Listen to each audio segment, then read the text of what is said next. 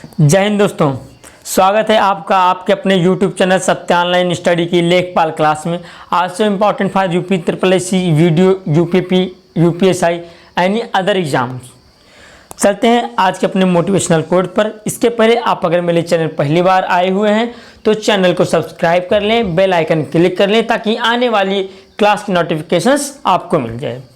इसी के साथ हम आगे देखते हैं मोटिवेशनल कोट। कहता क्या कि इससे मतलब मत रखिए कि किसी एग्जाम में आपको लाखों लोगों के साथ compete करना है। खुद से केवल एक ही लाइन के भाड़ में जाए वो लाखों लोग, मुझे इस एग्जाम में पास होने से कोई नहीं रोक सकता। तो ये मत सोचिए कितने लोग कंपटीशन में कहाँ के लोग हैं, दिल्ली के हैं, पटना के हैं या इलाहाबाद के, कोई मतलब नहीं, रायबरेली के हैं, कानपुर के, कोई मतलब नहीं। सिर्फ इतना याद रखना है, भाड़ में जाए वो, चाहे जो हो चाहे जैसे हो, मुझे ये एग्जाम क्लियर करना है इन एनी कंडीशन करना है। ठीक है, तो इसी के साथ चलते हैं आज की अपनी क्लास पे। पहला क्वेश्चन है, उपनयन संस्कार से क्या तात्पर्य है। आप लोगों को पता होगा उपनयन संस्कार के बारे में, तो उपनयन संस्कार से क्या तात्पर्य है दोस्तों बताना होगा आपको। ठीक, पहली बात तो उपनयन संस्कार को एक और नाम से जाना जाता है जिसे हम जानते हैं, आपको पता होगा, यज्ञोपवीत संस्कार के नाम से जानते हैं। ठीक है, इस संस्कार के उपरांत बालकों को द्विज कहा जाता है। जो बालक होते हैं यह संस्कार हो जाता है तो उन्हें क्या कहते हैं, द्विज कहते हैं। ठीक है, इसमें पवित्र जनेऊ धारण किया जाता है। ठीक है, यानी कि इसका ऑप्शन नंबर सी बिल्कुल सही आंसर हो जाएगा। नेक्स्ट, सत्यमेव जयते महाकाव्य कहाँ से लिया गया, महावाक्य कहाँ से लिया गया है दोस्तों, तो यह बताना है। ठीक है, तो दोस्तों मैं आपको बता दूं, यह जो लिया गया है यह मुंडकोपनिषद से लिया गया। आप सभी को पता होगा मुंडकोपनिषद का अगर संबंध पूछ ले कि किस वेद से है तो वह वेद कौन सा हो जाएगा, वह वेद हो जाएगा अथर्ववेद। ठीक है, अथर्ववेद हो जाएगा। नेक्स्ट, कृत्रिम सिल्क के रूप में कौन सा सिंथेटिक फाइबर जाना जाता है। जो हमारा कृत्रिम सिल्क होता है, यानी कि जो सिंथेटिक हमारा फाइबर होता है, कौन सा फाइबर ऐसा है सिंथेटिक जो कृत्रिम सिल्क के रूप में भी जाना जाता है। ठीक है, तो ऑप्शन आपके सामने है, मैं आंसर बता देता हूँ। उसका ऑप्शन नंबर बी रेयान बिल्कुल सही आंसर हो जाएगा। नेक्स्ट, कांच का कौन सा प्रकार उष्मा प्रतिरोधी है, यानी कि कांच के कई प्रकार होते हैं, उसमें से ऑप्शन दिए गए हैं आपके पास 3 ऑप्शन से, चौथा ऑप्शन नोटा है, तो कौन सा होगा जिसे हम कहते हैं क्या, उष्मा प्रतिरोधी। पहली बात तो पायरेक्स इसका आंसर हो जाएगा। और पायरेक्स कांच को एक और नाम से जानते हैं तो उससे कहते हैं बोरोसिलिकेट। क्या ये क्वेश्चन आया था कहीं, मुझे मिला था, याद नहीं है। बोरोसिलिकेट के नाम से भी जानते हैं। ठीक है, नेक्स्ट, कैल्शियम सल्फेट, यानी कि जो कैल्शियम सल्फेट वह जो निर्जल होता है किस रूप में जाना जाता है। ठीक है, तो दोस्तों आपको मैं बता दूं इसका आंसर हो जाएगा ऑप्शन नंबर बी जिप्सम बिल्कुल सही आंसर हो जाएगा। 1 मिनट,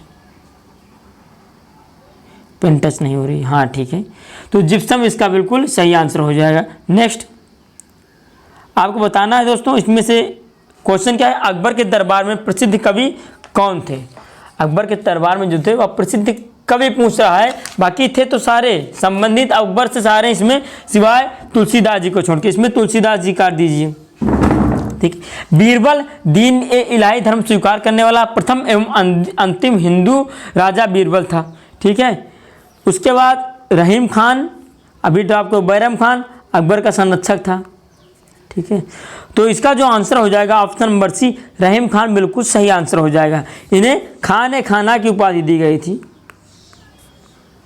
खान ए खाना, याद रखिएगा ये क्वेश्चन आता है। ठीक है, ये अकबर के 9 रत्नों में से एक थे।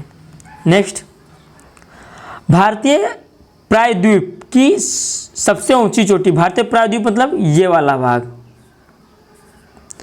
भारतीय प्रायद्वीप मतलब क्या होता है कि ये जो हमारा ये वाला भाग है, ठीक है, ये यानी निचला वाला भाग, इसे चौड़ा करेंगे। ठीक है, तो ये वाला जो भाग है भारतीय प्रायद्वीप कहलाता है। ठीक है, तो इसकी सबसे ऊंची चोटी कौन सी होगी। देखो यहाँ पे मैं चारों ऑप्शन यहाँ पे डिस्कस करूंगा आपसे, क्योंकि चारों से क्वेश्चन आता है। उदकमंगलम क्या है, एक प्रसिद्ध पर्यटक स्थल है जो कि नीलगिरी में है। ठीक है, कहाँ पे, नीलगिरी में है। उसके बाद आते हैं हम डोडा बेटा पर। डोडा बेटा क्या है, डोडा बेटा जो नीलगिरी का सर्वोच्च शिखर है। ठीक, इसका सर्वोच्च शिखर है। एक बार चौड़ाई इसकी लंबाई पूछ ली गई थी, तो इसकी लंबाई 26-36 आप याद रखिएगा, 26-36 मीटर है। ठीक है, उसके बाद महाबलेश्वर की बात कर लें तो महाबलेश्वर जो है या उत्तरी सह्याद्री का दूसरा सर्वोच्च शिखर, किसका? उत्तरी सह्याद्री का दूसरा सर्वोच्च शिखर है। 1438 है। ठीक है, क्या है इसका? 1438 है। ठीक है, आते हैं हम आंसर पे। आंसर हो जाएगा इसका अनाईमुडी। अनाईमुडी जो कितना है इसका? अनाईमुडी है 2695 मीटर दक्षिण भारत का सर्वोच्च शिखर है, या फिर भारतीय प्रायद्वीप की सबसे ऊंची चोटी है। कुछ भी हम दोनों में से, कुछ भी दोनों से आंसर आ जाते हैं। नेक्स्ट, जनगणना 2011 के अनुसार निम्न में से सबसे अधिक जनघनत्व राज्य कौन सा है? कौन सा ऐसा जनघनत्व जहाँ पे सर्वाधिक जनघनत्व है? जनघनत्व मैंने कई बार उसकी परिभाषा बताई है, प्रति वर्ग किलोमीटर में रहने वाले व्यक्तियों की संख्या। ठीक है, तो वो जनघनत्व हो जाएगी। ठीक है दोस्तों, मैं इसका सीक्वेंस बता देता हूँ।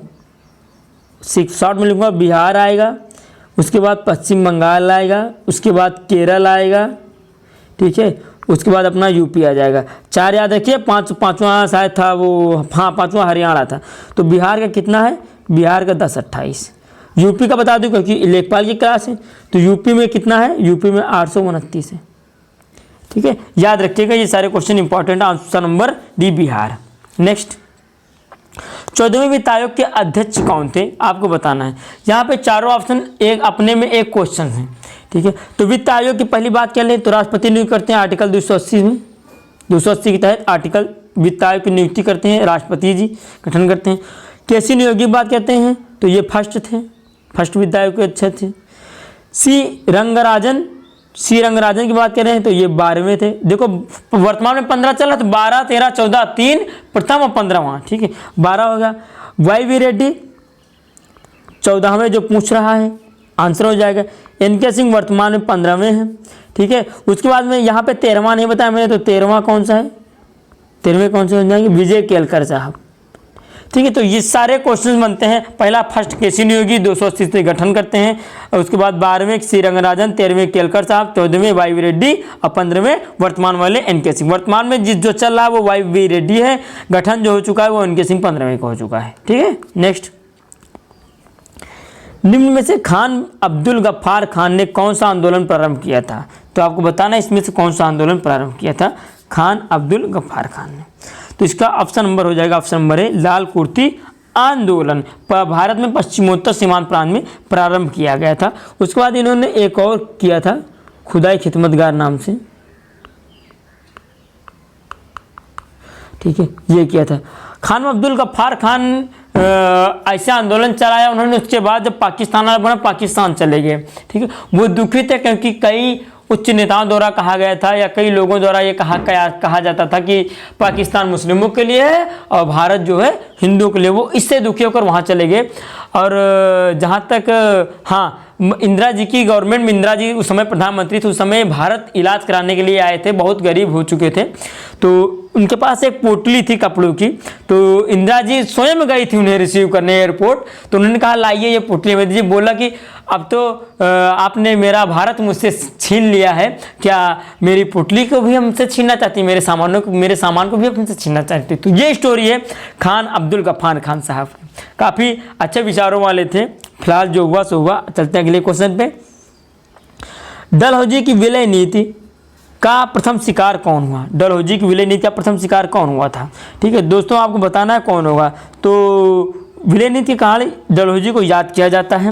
ठीक, और भी जैसे रेलवे इत्यादि कई सारे कार्य किए थे डलहौजी ने। ठीक है, सर्वप्रथम मिला था सतारा। कब मिला था? 1848 में। ठीक है, झांसी पूछ सकता है, झांसी में बता देता हूँ 1853। बाकी इसमें से और कोई नहीं पूछेगा, लेखपाल में और कोई नहीं आएगा, 2 पूछ सकता है। ठीक है, नेक्स्ट, विक्रम संवत कब प्रारंभ हुआ? विक्रम संवत कब प्रारंभ हुआ दोस्तों, ये आपको बताना है। ठीक है, तो यहाँ पे देखते हैं विक्रम संवत की बात करते हैं।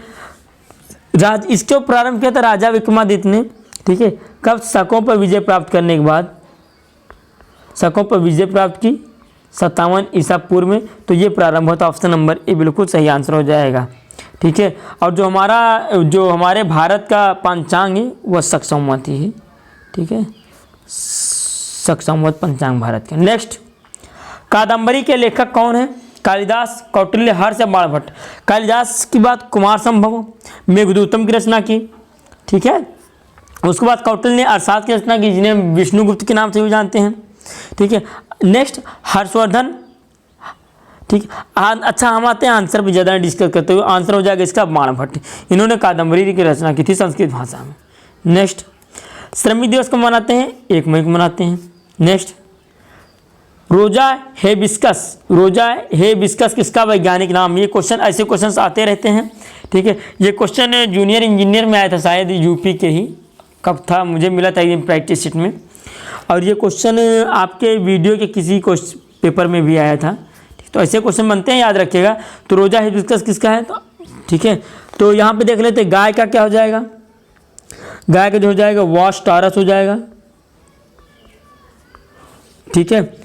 उसके बाद बंदर का पूछा गया है, बंदर का पूछा गया है बोनेट, बोनेट मैकाक हो जाएगा। उल्लू को मुझे भैया नहीं पता है, ठीक। आंसर हो जाएगा इसका गुड़हल, ठीक है। नेक्स्ट पंचशील का नारा किसने दिया था। पंचशील का नारा किसने दिया था। दोस्तों अगर आपको मेरी क्लास पसंद आ रही है तो लाइक करें, कमेंट करें और दोस्तों के साथ ज़्यादा से ज़्यादा शेयर करें।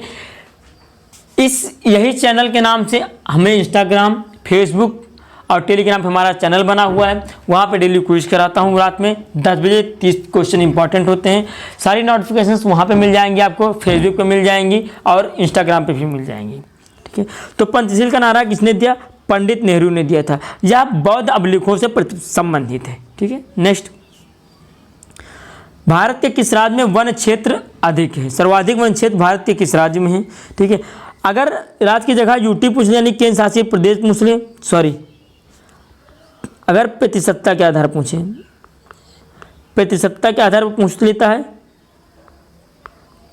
तो लक्षद्वीप हो जाएगा। प्रतिशतता के आधार पर हो जाएगा लक्षद्वीप 90.33%, ठीक है। दूसरे पे शायद, हाँ दूसरे पे मिजोरम आता है 86.27%, ठीक है। और एरिया की बात करें तो एरिया में आ जाएगा मध्य प्रदेश, आंसर हो जाएगा। सेकंड नंबर पे अरुणाचल आ जाता है, ठीक है। नेक्स्ट निम्न में से काजू का मुख्य उत्पादक कौन है। भारत में काजू का मुख्य उत्पादक कौन है, आपको बताना है यहाँ पे क्वेश्चन दोस्तों। आंसर हो जाएगा इसका महाराष्ट्र। अगला क्वेश्चन, घाटे की वित्त व्यवस्था का अर्थव्यवस्था पर क्या प्रभाव पड़ता है। ये काट दीजिएगा, यहाँ पे पर हो जाएगा। घाटे की जो वित्त व्यवस्था होती है, जो हमारी वित्त व्यवस्था होती है, अगर वो घाटे की होगी तो उसका अर्थव्यवस्था पर क्या प्रभाव पड़ेगा। मुद्रास्फीति होगी, अविस्फीति होगी, या मंदी आ जाएगी, या कुछ भी, या इनमें से नहीं होगा, कुछ और होगा।